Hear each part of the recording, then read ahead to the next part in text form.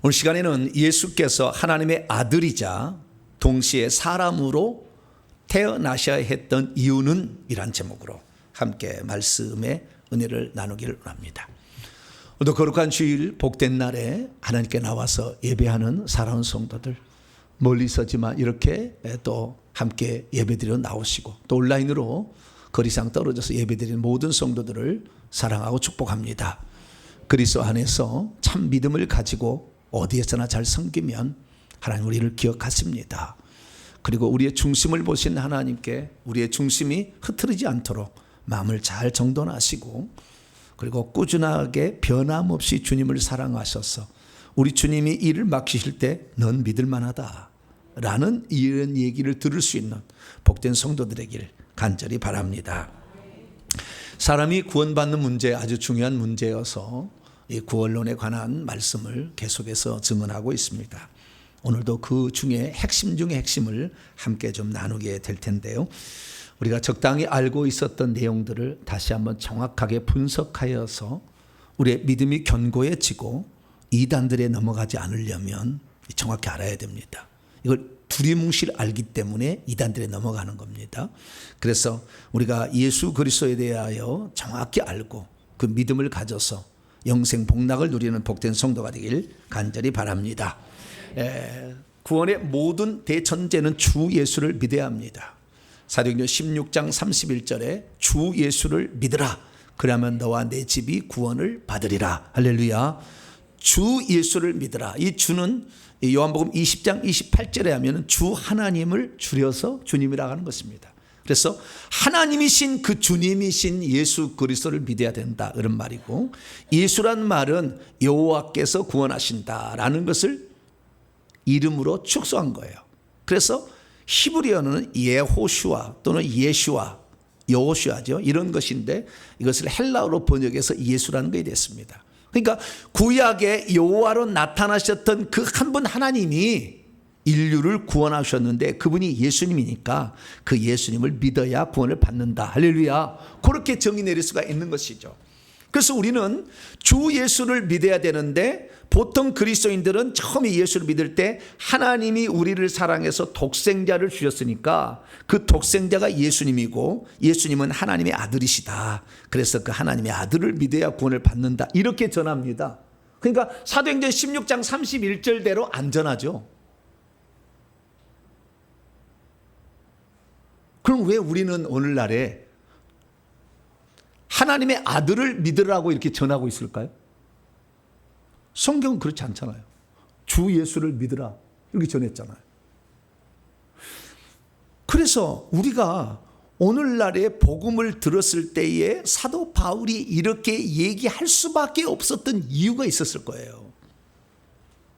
예수님이 하나님의 아들이 아닌 게 아니에요. 아들이세요. 아들인데 주 예수를 믿으라 라고 했던 거죠. 그러니까 이것은 결국에 한 분 하나님이 구원 사역에 지금 직접적으로 개입하시고 있으니 그분이 예수님인 것을 믿으라. 할렐루야. 그런 말인 거예요.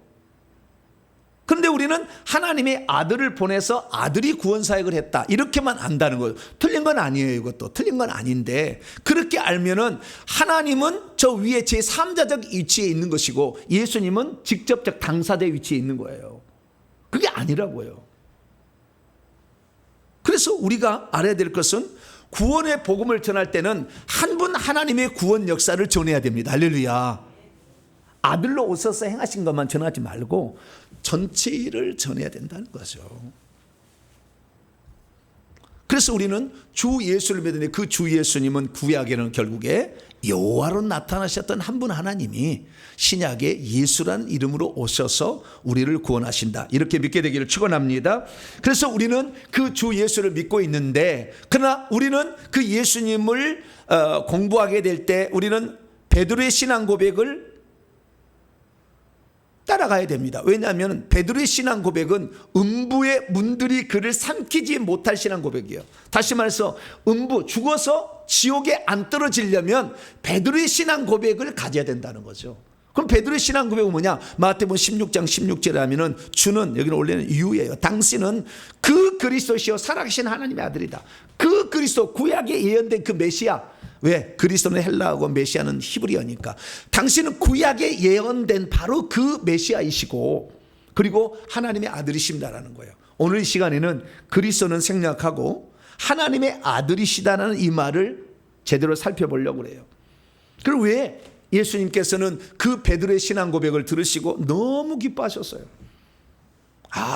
이 사람의 지혜로는 이건 알 수 없다. 혈과 육이 알려준 게 아니다. 이것은 하늘에 계신 내 아버지 하나님께서 알려준 것이라면서 음부의 권세가 이기지 못하는, 음부의 문들이 이기지 못하는 교회를 세우게 될 귀한 고백이었다라는 거죠. 그래서 우리는 예수님을 또한 하나님이시지만 우리는 하나님의 아들로도 믿어야 합니다. 할렐루야. 하나님 아들로 믿어야 되는데, 그러면은 우리가 예수님을 누구로 봐야 됩니까? 하나님으로 봐야 됩니까? 하나님의 아들로 봐야 됩니까? 다 필요한 거예요. 자, 그러면 하나님께서 우리를 구원하기로 사람으로 오셨잖아요. 그죠? 예수님 인간이셨잖아요. 그러면 예수님은 하나님인가요? 사람인가요? 하나님이자 사람, 이렇게 봐야 되고. 근데 사람인데 동정녀 마리아의 몸에서 태어났잖아요. 그래서 예수님은 자신을 인자, 사람의 아들이라고 그랬어요. 그러면 예수님은 사람인가요? 사람의 아들인가요? 예. 꿀을 한 숟가락씩 더 잡수시고 대답이가 곤란하면 안 하면 좋아요. 예. 안 하면 좋아하는 거예요. 그 괜히 얘기했다가 또 틀리면 안 되잖아요. 예. 잘 안 하면 돼. 다시 묻겠습니다. 예수님은 하나님인가요? 사람인가요? 예수님은 하나님의 아들인가요? 사람의 아들인가요? 다 되는 거예요. 다 이게. 거기에 다 주안점이 있어요. 어떤 목적이 있어요. 곧 그 얘기하는 목적이. 그러면 예수는 우리는 하나님의 아들이라고 고백하고 믿는 이유는 무엇일까요? 예수님이 하나님의 아들이라는 말의 진짜 핵심은 무엇일까요? 보통 사람들이 예수님을 하나님의 아들이라고 믿는 것은 하나님이 하나님보다 조금 못한 자.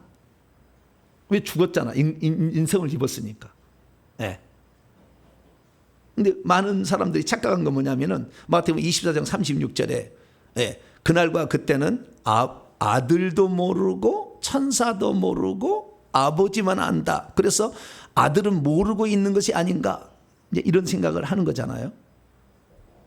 네? 아버지는 나보다 크십니다. 요한복음도 그런 말도 나오잖아요. 그런 것 때문에 아들은 아버지보다 못한 존재로 생각을 해요. 그래서 그것은 잘못 파악한 거예요. 좀 이따 다 이제 이유가 나와요. 잘못 파악한 거예요. 그 본문에 대한 이해를 잘못한 거죠. 아버지, 아들, 성령으로 지금은 일하세요. 일하시기 때문에 아버지가 하는 영역이 있고 아들이 하는 영역이 있어요. 때와 기한은 너희의 알 바 아니요 아버지의 권한에 맡겨주셨다. 그래서 예수님의 재림하는 때는 누구의 권한에 있는 거예요?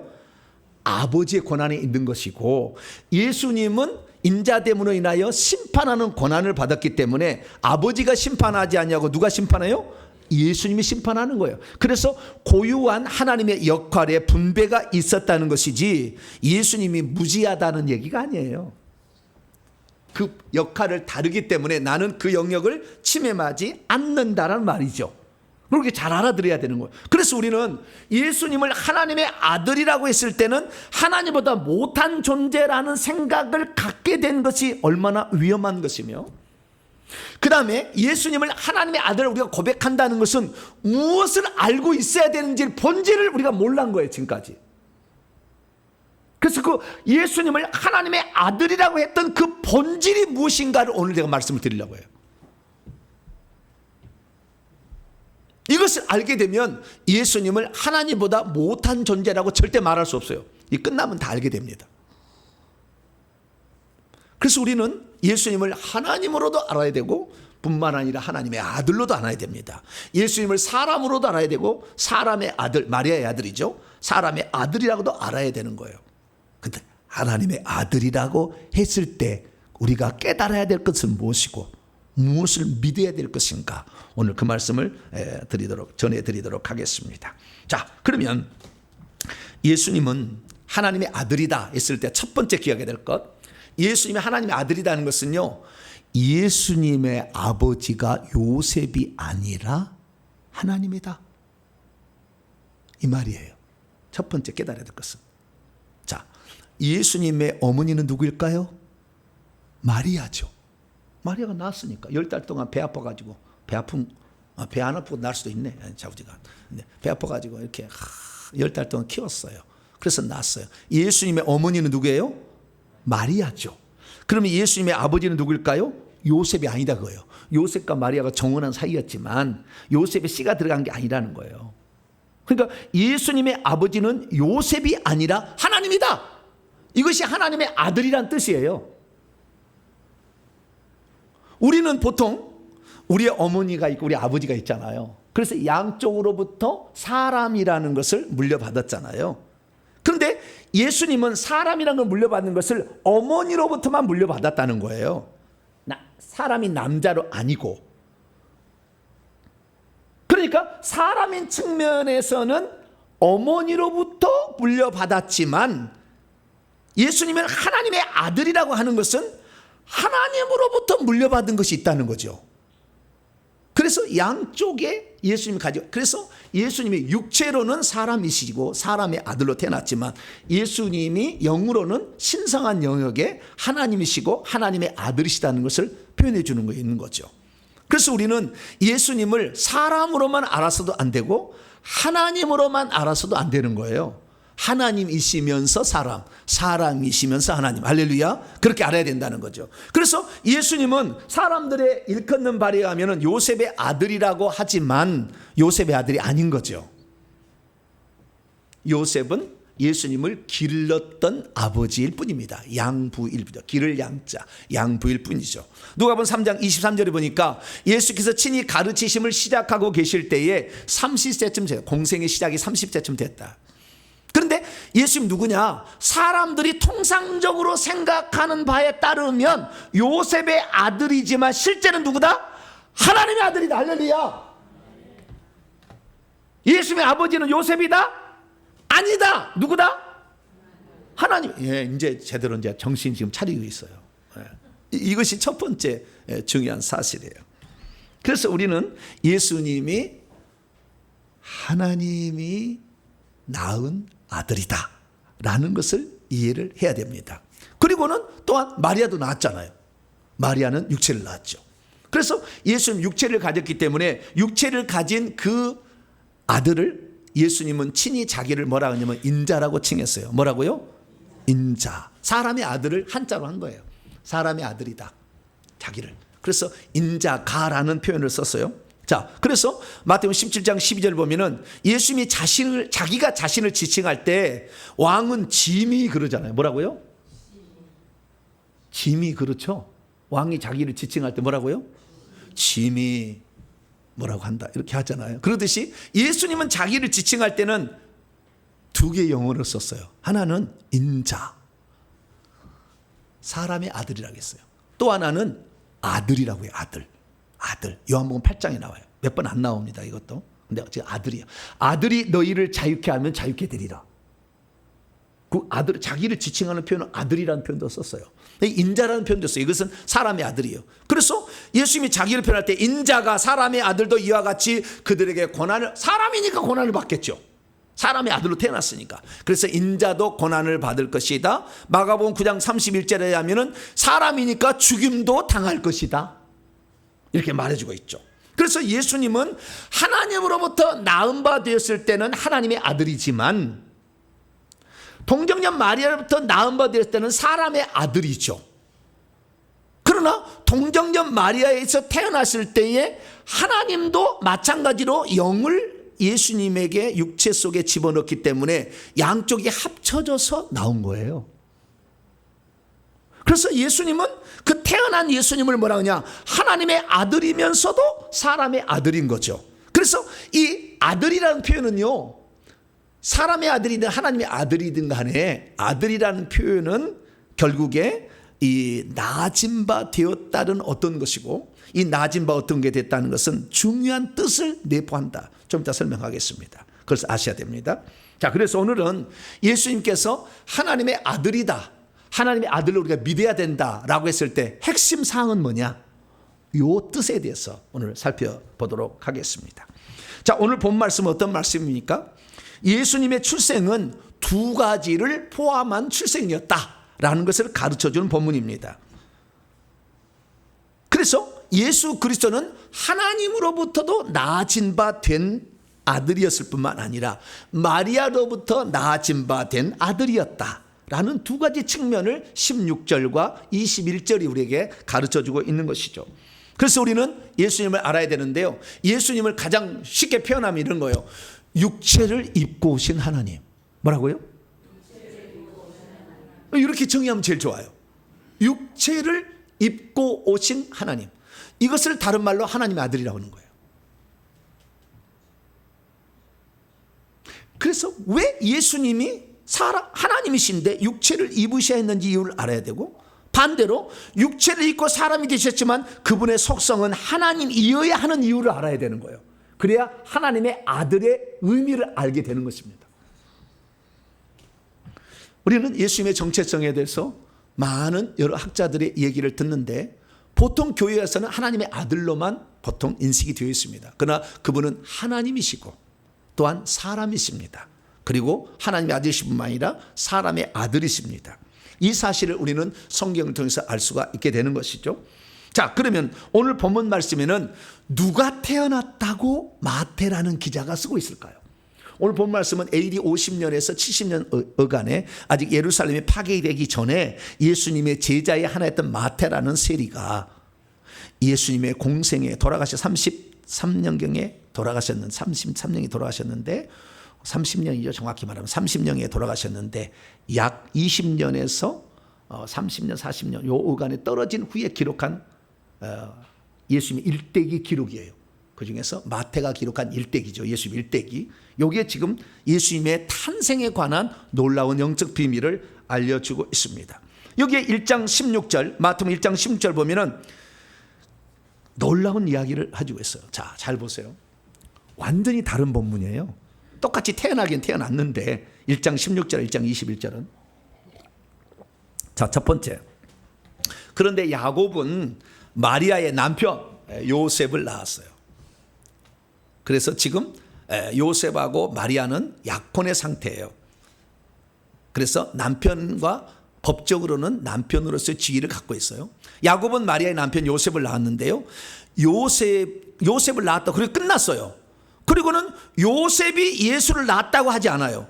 마태복음 1장 21절에는 마리아가 아들을 낳았다, 예수를 낳았다고 되어 있거든요. 근데 마태복음 1장 16절은 요셉을 낳았다고 했는데 요셉이 예수님을 낳았다고 하지 않아. 어떻게 표현되어 있느냐? 마리아에게서부터 그리스도라 말해지고 있는 예수가 자식으로 보여지게 되었다. 제가 이건 해석을, 그 원문의 직역을 해본 건데요, 예수가 낳아지셨, 그게 수동태예요. 낳아지셨다. 스스로 태어난 게 아니라 낳아지신 거예요. 그럼 여기서 주어는 요셉입니까? 마리아입니까? 예수님입니까? 네? 이 뒷 본문의 주어가 누구예요? 예수죠. 예수가라고 돼 있잖아요. 마리아가 낳았다 이게 아니요. 그 다음에 요셉이 낳았다 이것도 아니요. 누가요? 예수가 낳은 게 아니라 낳아지신 거예요. 그러면 그 낳았다는 단어를 살펴보게 되면 이 낳았다는 단어가 겟나오라는 동사를 쓰고 있어요. 겟나오. 그럼 겟나오는 뭐냐? 영어로 말하면 비겟이에요. 비겟. B-E-G-E-T. 비겟. 비겟은 뭐냐? 아버지가 자식을 보다 뜻입니다. 뭐라고요? 아버지가 자식을 보다. 어머니가 자식을 낳다는 틱터라고 그래요. 21절에 나와요. 좀 이따 보고.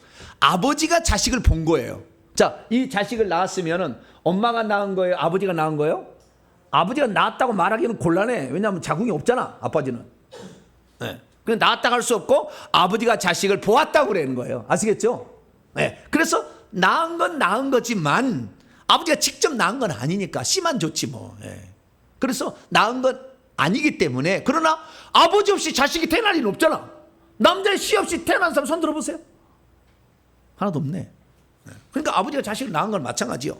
그래서 근데 그 아버지가 자식을 낳았다는 것은 비겟이라는 단어를 쓰는 거예요. 이 비겟이라는 말을 수동태로 분사로 바꾸면 비같은이에요. 그래서 독생자라는 말은요, 온리 비같은 선입니다. 더를 정가를 붙여가 더 온리 비같은 선이에요. only라는 말은 오직 유일한 말이고 비가튼이라는 비겟, 아버지가 자식을 보다라는 것의 수동태예요. son, 아들이죠. 독생자라는 것은 마리아가 낳았다는 표현이 안 들어간 거예요. 독생자는 아버지가 자식을 본 거예요. 하나님이 자식을 본 거라고. 그게 예수님이라고. 마리아가 낳은 게 아니라고. 우리는 독생자라는 표현을 정확히 알아야 되는데 아버지가 자식을 본 거다. 마리아 없이. 마리아가 없이는 아니죠. 마리아를 통해서 본 건데 자우지가 마리아 없이도 본 것을 말하는 표현이었다라는 걸 알 수가 있죠. 근데 마태복음 1장 21절에는 마리아가 낳았다고 또 해. 그게 마태복음 1장 16절에 하면 아버지가 하나님이신데 요셉이 아니라 하나님이 자식을 본 것이 예수님이라고 한다면 마태복음 1장 21절에는 마리아가 10달 동안 잉태를 해서 품어서 자라게 해서 태어나게 한 거예요. 이 태어나게 한 것을 뭐냐면 틱토라는 단어를 씁니다. 이것은 영어로 말하면 bear예요. B-E-A-R. 그래서 born, 태어나진다라는 것은 여자가 자식을 낳을 때 쓰는 표현이고 비가튼이라는 것은 아버지가 자식을 볼 때 쓰는 단어입니다. 예수님은 두 종류의 탄생을 이뤘다는 겁니다. 아버지가 자식을 보는 탄생과 더불어서 어머니가 자식을 낳는 탄생이 하나로 뭉쳐져서 예수님이 하나님의 아들로 탄생한 거예요. 할렐루야. 그래서 이 본문을 통해서 우리가 알 수 있는 것은 예수님은 아버지가 낳았다는 측면에서는 신성이 아버지와 동일 본질이라는 걸 말해주는 것이고, 여자가 마리아가 낳았다는 것을 통해서는 사람과 동일 본질이다라는 걸 말해주고 있는 거죠. 그래서 예수님은 100% 하나님의 100% 인간. 할렐루야. 그렇게 태어났다는 것을 우리는 믿어야 되는 겁니다. 그러면 왜 하나님이 굳이 인간의 이런 육체를 입고 태어날 필요가 있었는지를 알아야 되는 것이고, 뿐만 아니라 인간의 육체를 입고 오신 예수님이지만 그분이 하나님이어야 하는 이유는 또 무엇인가를 알아야 되는 거죠. 그래야 하나님의 아들이라는 칭호에 대해서 이해를 할 수가 있게 되는 것입니다. 예수님은 사람으로 태어났기 때문에요, 사실 사람이라고 말해야 됩니다. 왜냐하면 예수님이 태어나서 잉태되어서 태어난 것도 사람이고, 어린아이가 이렇게 쭉 태어나서 파이디온 어린아이가 자라고 능력 있게 되고 지혜도 충만하게 되고 이렇게 자라났다는 거잖아요. 그리고 아까 얘기했다시피 고난도 받으시고 십자가에 죽으신 것은 사람이니까 가능한 거죠.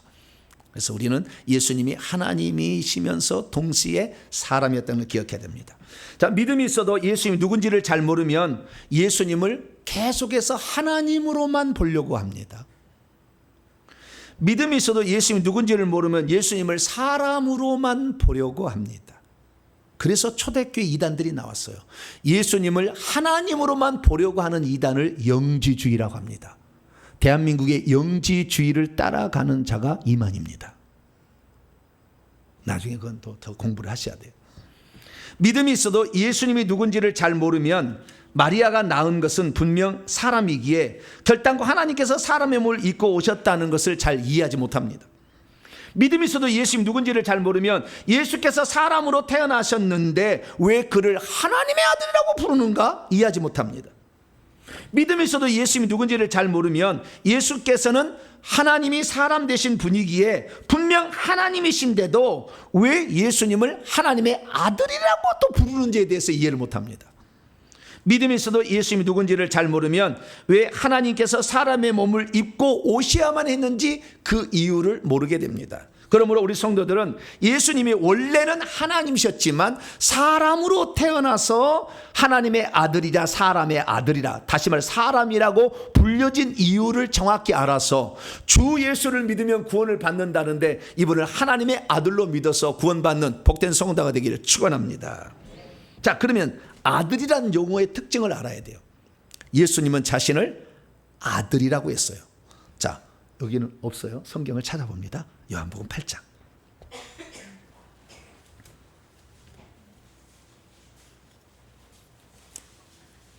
요한복음 8장 36절. 예수님은 자신을 아들이라고 했어요. 예수님은 당신을요 하나님의 아들이라고 직접적으로 표현한 데는 없어요. 항상 간접적으로만 나와요. 예수님은 자신을 인자라고 했든지 아들이라고 했든지 했어요. 자, 36절 읽습니다. 시작. 그러므로 아들이 너희를 자유롭게 하면 너희가 참으로 자유로워지리라. 예수님이 자기를 지칭하는 용어로 인자라는 표현도 썼지만 두 번째는 뭐요? 아들이라고 했다는 거예요.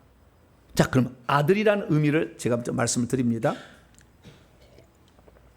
첫 번째, 예수님의 하나님의 아들인 것은 예수님의 아버지는 요셉이 아니라 하나님이다. 두 번째, 아들이란, 예수님의 하나님의 아들이란 두 번째 의미 말씀드립니다. 하나님이 아들을 마리아를 통해서 낳은 거예요. 그렇죠? 마리아를 통해 낳은 거라고. 낳았는데 하나님이 아들로 오셨다는 것은요, 하나님보다 못한 존재가 아니라요, 하나님과 동일 본질이세요. 그분이, 하나님이 가지고 있는 것을 아들도 그대로 가지고 있는 거예요. 그러니까 하나님의 아들이라는 표현은 다른 말로 표현하자면 하나님이 다 그런 말이에요.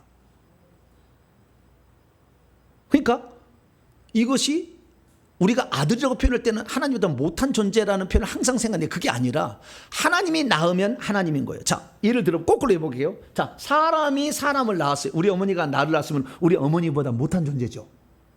좀 떨어지죠, 내가. 사람으로서 떨어지죠. 절대 그러지 않잖아요. 그죠? 사람이 사람을 낳으면 사람으로서 다 사람인 것이지, 사람으로서 조금 부족한 사람이 나오지는 않아. 물론 그런 사람이 나올 수도 있는 모르겠는데, 사람을 낳는 거예요. 사람이 사람을 낳으면 사람인 것이지 사람이 아닌 좀 덜 떨어진 존재가 아니라 그 말이에요. 짐승이 아니라 그 말이죠. 아시겠죠? 그러니까 마리아가 사람을 낳았는데 이 사람은 육체적으로 예수님의 사람이기 때문에 사람의 모든 그것을 다 가지고 있는 것이다는 거예요. 예, 하나님도 하나님의 자식을 낳았다면은 하나님으로서 가지고 있는 모든 걸 가지고 있다, 그런 얘기지, 하나님은 못한 존재가 아니라는 거예요. 개가 새끼를 낳으면 뭐예요? 개죠, 개. 소가 새끼를 낳으면 소 새끼가 아니라 송아지예요. 근데 송아지는 소죠. 마찬가지예요. 하나님의 아들을 낳게 되면 그렇다는 거예요. 그래서 우리는 낳는다는 것은요, 이걸 아셔야 돼요. 자신의 생명을 분리해서 주는데 똑같은 생명이에요.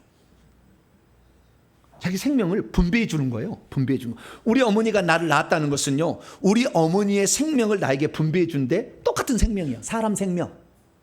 하나님이 당신의 아들을 낳은 것은 당신의 생명을 분배해 준 건데, 이 분배해 준 생명이 똑같은 아버지와 동일한 생명이지 덜 떨어진 생명이 아니라 그 말이에요. 영원한 생명이요, 이 생명은 사망이 죽일 수 없는 생명이고 이 생명은 부활 생명이죠.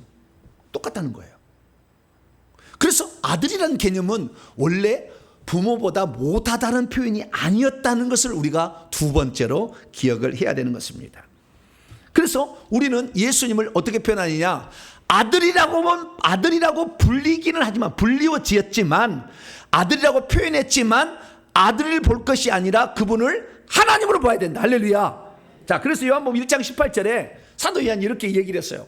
아무 때든지 어느 누구도 하나님을 본 채 있는 사람이 없대요. 하나님 못 봐, 영이시니까. 그런데 아버지의 품 안으로 계시는 유일하게 태어난 하나님 저분이 나타내셨대요. 우리가 알기로는 아버지의 품 안으로 계시는 독생하신 아들이 나타내셨다고 해야 되는데, 사도 요한은 아들이라고 하지 아니하고 아버지의 독생하신 그 나왔지만 동일한 생명과 능력과 영광과 존귀와 부귀와 힘과 지혜를 가지고 있기 때문에 예수님은 아들이라고 하지 아니하고 하나님이 나타난 거라 얘기한다고 말이에요. 그래서 아들이라는 표현을 썼다고 해서 이 아들은 모자란 존재가 아니라 하나님과 동일 본질을 가진 존재라는 것을 인식할 수 있게 되기를 축원합니다. 그러면 예수님은 왜 아버지와 동일 본질을 가지고 이 땅에 아들로 오신 것일까요? 좀 떨어지게 오면 안 되었던가요? 그렇죠.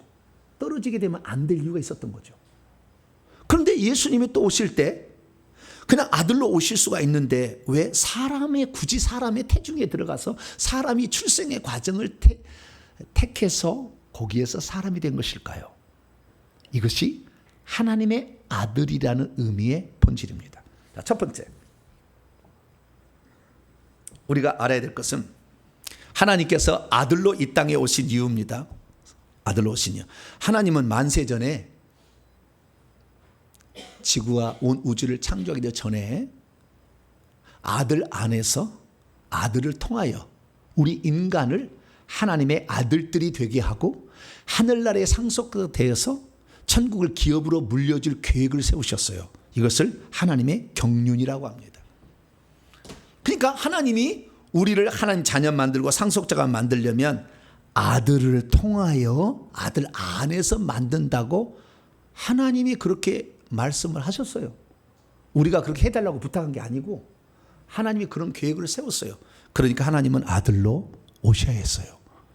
그래서 하나님인데 그분을 아들이라고 부를 수밖에 없는 거예요.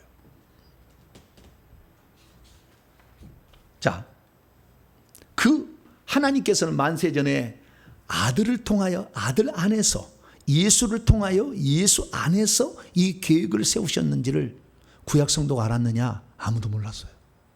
그런 계획이 있는지 구약 성도는 몰랐어요. 누가 알았느냐?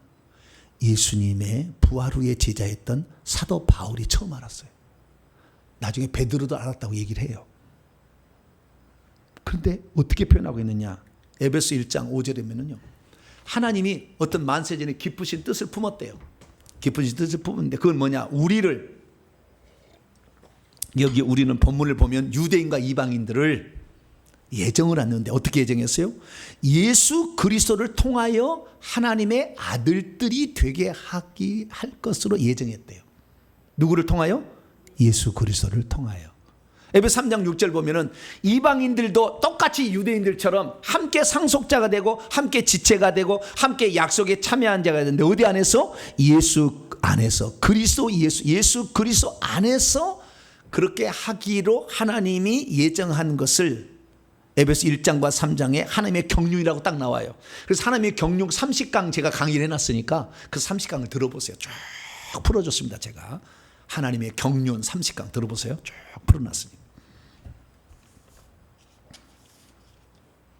그래서 우리는 여기서 알아야 될 놀라운 사실은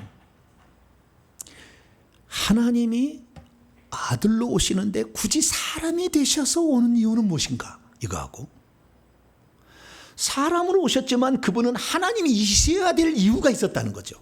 자, 그럼 첫 번째, 하나님이 아들로 오시는데 굳이 사람으로 오셔야 할 이유는 뭐였냐 이거죠. 그것은 단 한 가지 이유입니다. 그것은 우리를 죄 가운데 구원하려면 피 흘려 죽어야 인간의 죄를 사할 수 있다고 하나님이 정했어요. 그것도.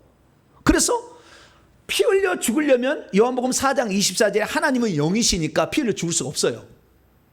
그러니까 하나님께서 피 흘려 죽기 위해, 죽으려면 사람이 돼야 되고 피 흘리려면 권한을 받고 피 흘리려면 사람이지, 하나님은 피가 없으니까. 그래서 우리 인간을 죄 가운데서 구원하려면 사람으로 오셔야 됐기 때문에 하나님인데도 사람으로 오셨어요. 할렐루야. 이거예요. 너무 간단한 거예요. 그래서 우리가 마태복음 1장 21절에 보면은 예수님이 이 땅에 보내준 목적을 천사가 그의 양부인 요셉에게 가르쳐 주는데 네 아내 마리아가 장차 아들을 낳을 건데 그 이름을 예수라고 해라. 왜냐하면은 그가 자기 백성을 그들의 죄들로부터 구원한다. 그러니까 하나님이 사람 되어 오시지 않는다면 죄로부터 구출할 방법이 없다. 그래서 그렇게 하신 겁니다. 그럼 왜 그러느냐? 인자가 온 것은 자기의 목숨을 많은 사람의 대속물로 내어주고, 그리고 점도 흠도 없는 그 예수님이 흠없는 속죄제물로서 피를 흘려 죽으심으로, 그래서 우리의 죄를 속죄하는 방법이 그 방법밖에 없었기 때문에 부득이하게 취한 것이 사람의 몸을 입으신 것이다. 그래서 히브리서 기자는 히브리서 9장 22절에 피에서만 정결함을 받을 수 있다는 거예요. 그래서 피 흘리지 않는다면 사람은 죄를 용서받을 길이 없다. 이것이 구약의 제사로 예표된 것입니다. 레위기 17장 11절에도 육체의 생명은 피에 있기 때문에 피를 뽑아버리면 사람 죽어요, 살아요? 죽어요? 실험을 한번 해볼까요? 피를 다 뽑아봐. 몇 리터나 나오는 거 다 뽑아보고 과연 사람이 사나. 피를 딱 뽑은 다음에 그 순간에 딱 얼려버려요. 네. 그 다음에 한 300년 후에 딱 풀면서 다시 피를 집어넣어. 그럼 사람 살아날 거야, 안 살아날까요? 안 살아나요? 실험은 아직 안 해봤죠? 네? 육체의 생명은 피에 있기 때문에 피가 빠졌으면 사람이 아니에요? 육체의 생명 끝난 거예요. 절대 그런 실험 하지 마세요. 안 살아나. 네. 피 딱 뽑아버리고 순간적으로 올려버려. 급속 냉동으로. 그러다 300년 뒤에 내가 살아나야 되겠다. 그렇게 실험할래요? 안 하실래요? 죽는 거예요. 네. 피가 생명이다 이렇게 얘기했기 때문에. 그래서 예수 그리스도는 우리의 속죄를 위해서 하나님이신데 부득이하게 사람이 된 거예요. 아시겠죠? 예, 첫 번째. 그러면 그분이 사람으로 오셨는데 그분이 하나님이셔야 하는 이유는 또 뭐냐 이거죠. 그것은 두 가지입니다. 첫 번째는 뭐냐면요. 첫 번째는 뭐냐면 그분이 다시 살아나기 위해서는 하나님이셔야 됐어요. 자, 설명을 해드리겠습니다. 예수님께서 십자가에 죽으신 것은 자기 죄로 죽은 거예요? 인류의 죄를 대신해서 죽은 거예요? 자기 죄는 있어요, 없어요? 없죠. 인류의 죄를 대신해 죽었어요. 그러면 예수님이 살아나지 않는다면 자기의 죄를 위해서 죽었는지 인류의 죄를 대신해 죽었는지 알 수 있어요, 없어요? 다시 안 살아나서 죽었대. 죽었어요. 예수님 죽었어요. 예수님 뭐라고 죽었든 간에 인류의 죄를 위해서 내가 죽노라 죽었는데 안 살아나 버려. 그럼 죽었으면 그 죄가 자기가 눈곱만큼 죄를 하나도 지어서 죽었는지 인류의 죄를 대신해 죽었는지 알 수 있어요, 없어요? 없죠. 예수님이 살아났다는 것은요, 자기의 죄로 죽지는 아니하고 인류의 죄를 대신해서 죽었음을 표시하는 거예요. 할렐루야. 예수님이 죽은 자 가운데 살리신 것을 믿어야 구원을 받는다는 것은 네 죄 때문에 죽은 거야 이 얘기예요. 자, 그럼 묻겠습니다. 죄를 짓지 않는 인간을 사단이 죽일 수 있어요, 없어요? 없어요? 죄를 짓지 아니한 인간을 사단이 죽일 수 있어요, 없어요?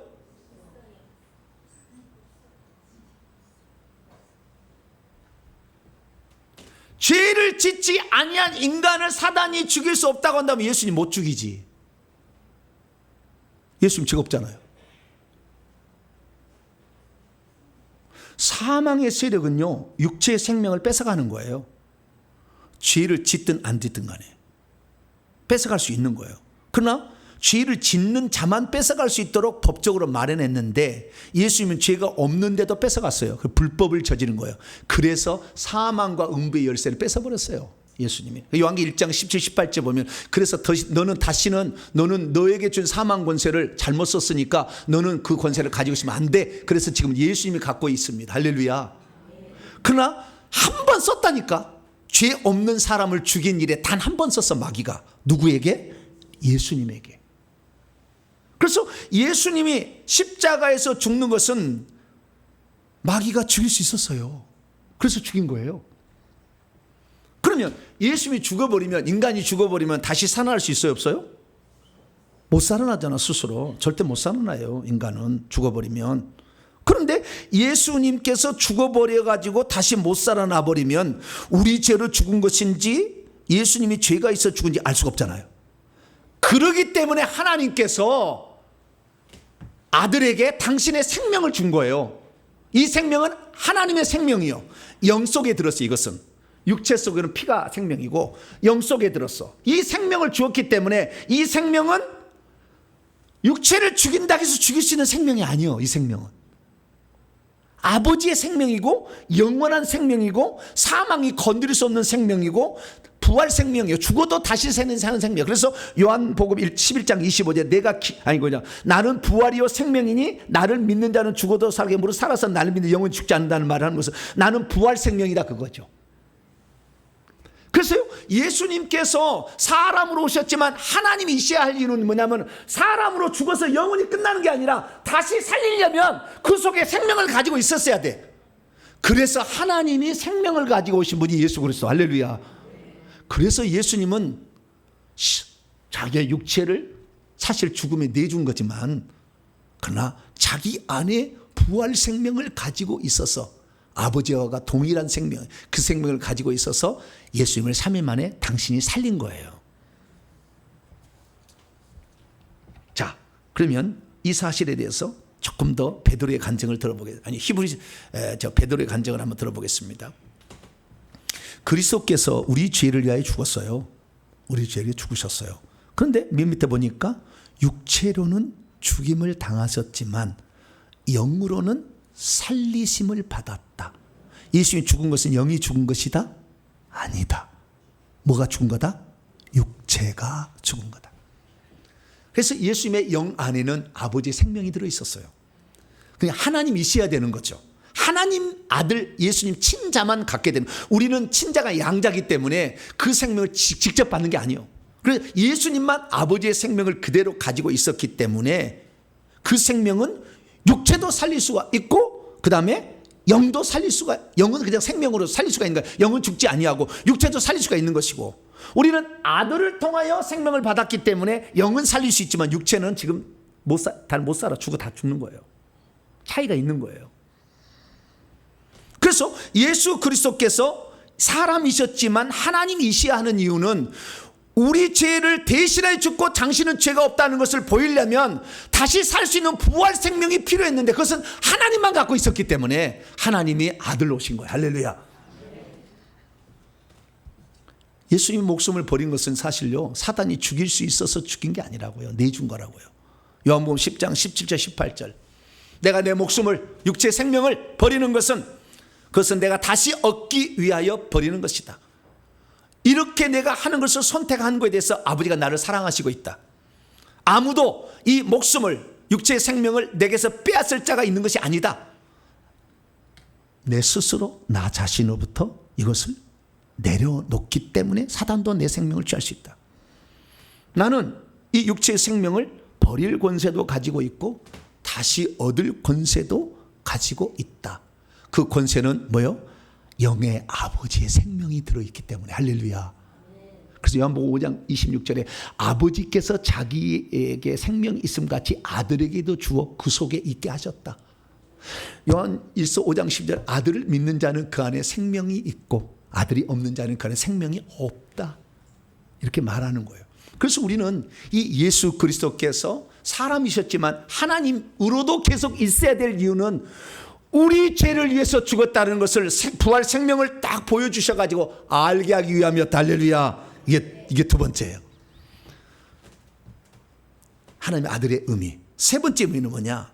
세 번째는 뭐냐면요, 예수 그리스도께서 사람으로 오셨지만 하나님이셔야 하는 이유는 그 생명을 우리에게 나눠주려고 그런 거예요.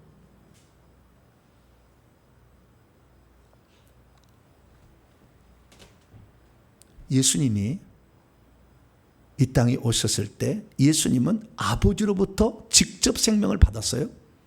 그래서 아버지와 동일한 생명을 가지고 있어요. 그런데 우리 예수 믿는 사람들은 아버지가 직접 생명을 준 사람이 하나도 없어요. 이 땅에는.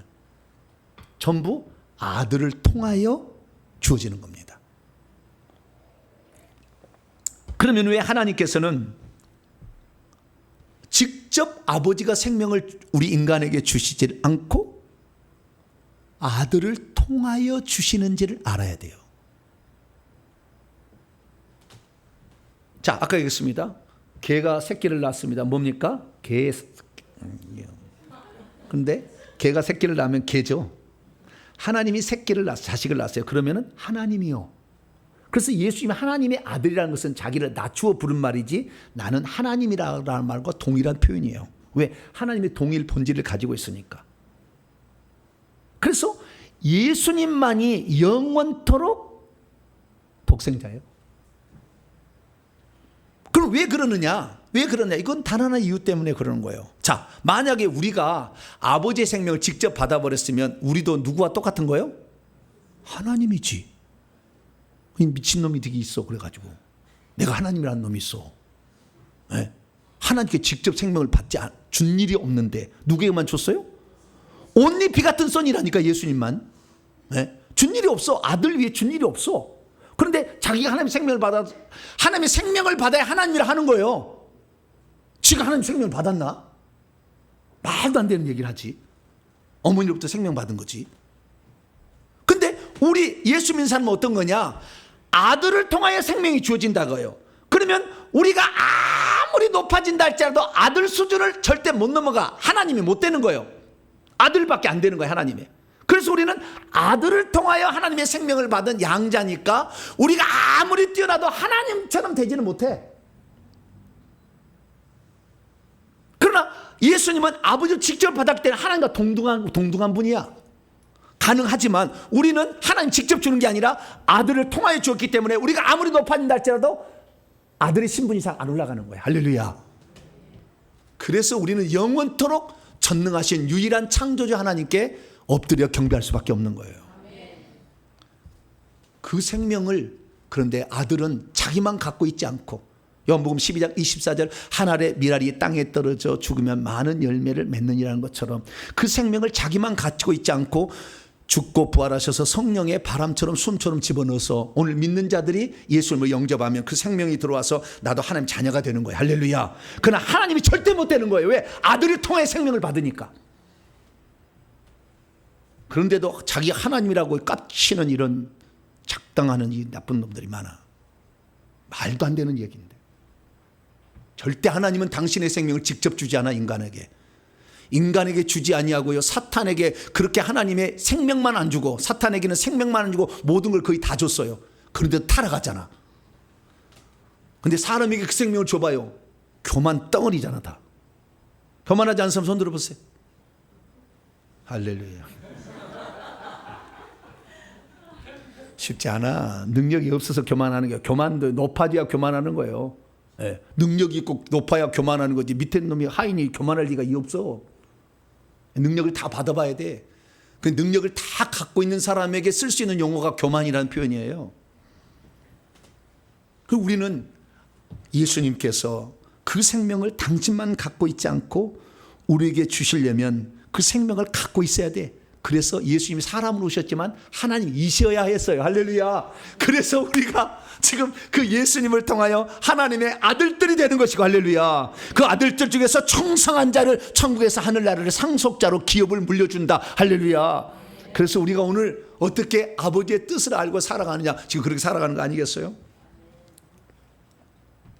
우리는 만세전의 계획을 알아야 돼요. 그래서 하나님은 아들 안에서 우리를 하나님 자녀 삼는 거예요. 아들 안에서 속죄를 하는 거예요. 아들 안에서 구원받게 하는 것입니다. 그래서 아들로 이 땅에 오셨으니, 그분이 만약에 예수님이 아버지 나만 생명 갖고 있고요, 저것들 인간들 저것들 맨날 배반하고요, 저것들 맨날 아버지 우상숭배 아버지 안 따라고 우상숭배 쓰니 저것들 절대 생명 안 줄래요, 나만 갖고 있어야 되겠다. 그랬으면 여러분 우리가 하나님 자녀 됐어요, 못 됐어요? 날마다 예수님께 절해야 돼. 우리는 그분이 기꺼이 당신의 생명을 우리에게도 주셨잖아요. 그래서 우리가 하나님 자녀가 되고 죽으면 천사가 와서 데려가잖아요. 주인님 가십시다. 어떤 사람 마차가 데려가잖아요. 가십시다. 당신은 하나님의 생명을 받은 하나님의 자식입니다. 할렐루야. 그래서 우리는 예수 그리스도께서 이 땅에 오실 때 우리 죄 때문에 죽으러 오셨다는 것을 영원토록 잊지 말아야 돼요. 예수님이 살아낸 것은 죽음을 통하여 죽음의 세력을 가진 마귀도 없애시고, 죽기를 무서워 일평생 종날은 우리를 놓아주어서 하나님 장의 자녀 되게 하려고 오셨으니 영원토록 예수님을 찬양할 수 있게 되기를 축원합니다. 뿐만 아니라 예수님은 어디로부터? 하나님 아버지로부터 나온 하나님이에요. 친자. 그래서 이 땅에 오셔서 예수님은 따로 이 땅에 오는 게 아니에요. 찬송가에도 보좌를 떠나서 오셨잖아요. 보좌 우편에 있다 온 게 아니라고. 예수님은 보좌에 계신 한 분 하나님이 우리를 위해서 나오셔가지고 우리를 구원하러 왔음을 믿으시기 바랍니다. 그래서 제자들도 말이죠, 예수님이 아버지로부터 나와서 지금 이 육체를 입고 오셨다는 거, 그리고 아버지께서 예수님 보내셨다는 걸 다 이해했다고 말하고 있습니다. 그렇습니다. 이 땅의 구원자는요, 하나님 외에 구원자 없어요. 할렐루야. 그래서 구원자로서 구약에는 유일한 구원자이신 여호와께서 나 곧 나만 여호와인데 나 외에 다른 구원자가 없다, 이렇게 얘기를 하셨는데, 이 베드로 사도를 통해서는요, 다른 이로서는 구원을 받을 수 없고 천하 인간의 구원을 받은 다른 이름이 없다는 것은 그 하나님께서 아들로 오셔서 우리를 구원하셨는데, 그냥 구원한 게 아니라 당신의 목숨을 사망에 내어준 채 우리를 구원하셨으니, 그리고 그 아버지의 생명을 당신만 안 갖고 있고 우리에게 생명을 주어서 하나님 자녀가 되게 하셨으니 영원토록 예수 그리스도 앞에 절하시고 그분만을 영원토록 감사하시고 그분을 경배하며 그분을 높여드리는 복된 성도가 되길 간절히 바랍니다. 거룩하신 하나님, 감사합니다. 우리가 하나님의 아들을 믿는다고 하는 것은 우리 인류의 구원을 위해 육체를 입고 이 땅에 오신 하나님을 믿는다는 거였습니다.